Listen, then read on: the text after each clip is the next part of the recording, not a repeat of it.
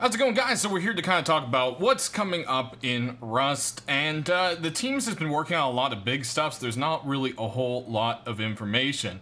So first off, there is the new Blood Pack model, if you haven't seen it yet, and this, they haven't really said what it's for. What it used to be way back when, Blood Packs were needed to make med kits. Now, I know they know the medical system needs to be revamped, so maybe that has to do with part of it. They're getting ready to do that. Who knows? I'm not entirely sure myself. The camera in-game has also gotten a new model. If you go ahead and, try to look at it in-game, I'm not sure if it's actually... Hold on, we're gonna do F3 and then float around, and whoa, we're moving around way too fast, and there we go. You can actually see it here, but I'll post up some pictures that you'll see right here and here, and yeah, Tom has just done some new models and they look pretty great. So I guess the camera will start showing up in loot tables again sometime in the future. Not 100% sure, but that, could be. The next thing is, of course, the mini copter. It's gotten some work done, but it's still on a separate branch, so we can't spawn in or check it out, but that's still something that's on its way.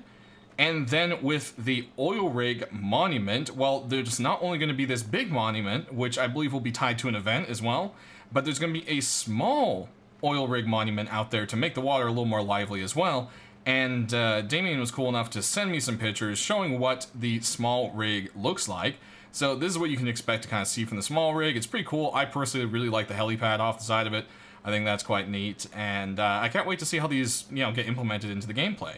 So that's actually cool right there. So let's go ahead and take a look at the actual items that we have, and we'll start with the RAND switch, or RAND switch, and it's this little orange guy right here. And let's pull out a wire tool. Miscellaneous and wire tool. Electronics need their own little section. And so, yeah, this guy's got an out, a set, a reset, and a in.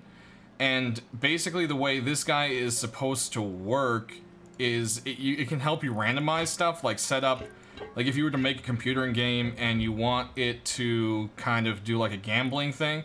So as you can see, it says the switch here allows a pass-through based on a random number. So either electricity will go through or it won't. Each time it's set, it will re-roll again and either allow or not allow. I think right now it's set to 50%, but that could be something that changes. I'm not 100% sure on that. The other thing, this is not a landmine, don't worry. We'll place this guy down right here, and this one's got a power in and a power out. And this guy can be like hooked, it's a HBHF Sensor. That's a bit of a mouthful there. So if we click on this guy, a heartbeat, breathing, humidity, and footstep sensor. Pass-through is equal to the number of humans detected in a 20-meter radius. So that is configurable with a hammer, so that's cool. All right. Hammer? Hammer? Hello?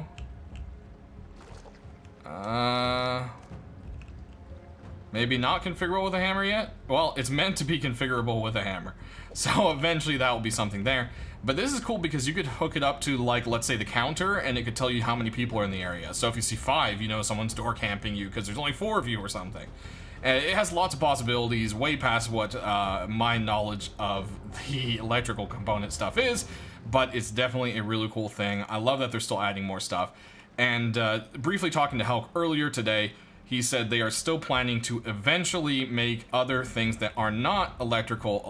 So a lot of people are asking, what about the spotlights, blah, blah, blah, things like that. And the other thing is turrets are, everyone's complaining, oh, they're too OP, people can bring them anywhere. Well, turrets are still most likely planned to be using electricity in the future as well. Right now, Hulk just wants to get the ground system down, get all the different parts and, other things in there. I mean, we don't even have a whole lot of lighting options. There's no generators yet. Just the one that can be spawned in by admin. So, there's a few things still going on with that. But that's basically what's going on right now, guys. They're also working really hard on a lot of performance stuff for server side, trying to help things get less laggy mid-wipe, because, you know, once you get in there, a lot of stuff's built. There's so many things going on, especially with electricity and AI and all that stuff, and it just needs some work. Also, the new lighting is still being worked on for the rad towns, to liven them up, give them a little more interest, have day and night stuff, you know, lights click on at night, etc. And I think that's going to be really neat. Not sure how soon that's going to be in, but next week we should have a little more info on what's really going on with all that stuff. But that's going to do it for the brief summary for right now, guys. Thanks for watching, and we will see you guys next time with more information. Have a good one.